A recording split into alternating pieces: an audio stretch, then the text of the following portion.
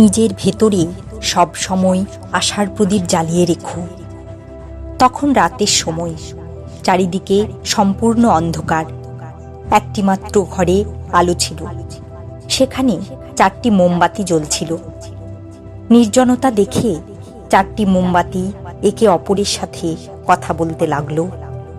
প্রথম মোমবাতি বলল, আমি শান্তি। এই পৃথিবীর দিকে তাকালে আমার খুব খারাপ লাগে।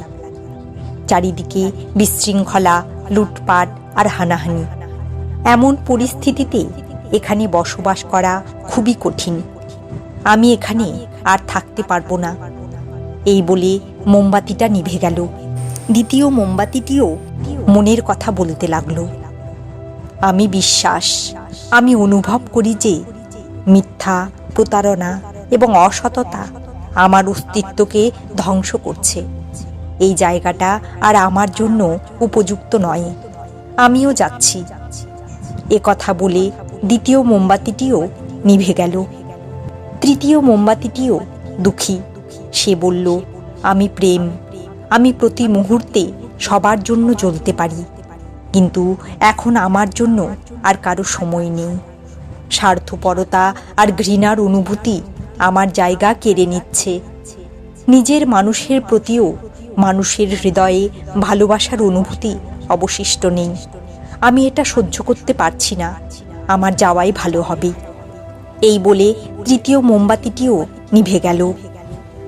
একটি বাচ্চা ঘরে ঢোকার মুহূর্তেই তৃতীয় মোমবাতিটা নিভে গেল। মোমবাতিগুলোর নিভে যাওয়া দেখে তার খুব খারাপ লাগলো। তার চোখ থেকে অশ্রু ঝরতে লাগলো। সে দুঃখের সাথে বলল, মাঝরাতে আমার জীবনে আধা সৃষ্টি করে এভাবে আমায় ফেলে চলে গেলে কেমন করে? শেষ অবধি তোমাদেরকে পুরোপুরি জ্বলতে হতো, কিন্তু তোমরা আমাকে ছেড়ে চলে গেলে।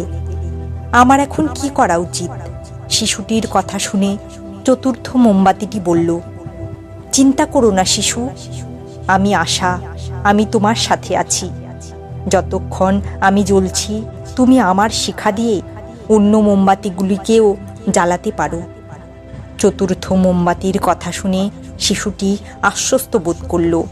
সে আশার সাথে শান্তি, বিশ্বাস এবং ভালোবাসাকে পুনরায় প্রজ্বলিত করল। গল্পের শিক্ষা: জীবনে সময় একই রকম থাকে না। কখনো আলো, কখনো অন্ধকার। জীবনে অন্ধকার এলে মন বিচলিত হয়, বিশ্বাস দুলতে থাকে এবং পৃথিবীকে পর বলে মনে হতে থাকে। তখন আশার প্রদীপ জ্বালাও। যতদিন আশার প্রদীপ জ্বলতে থাকবে, জীবনে অন্ধকার থাকবে না।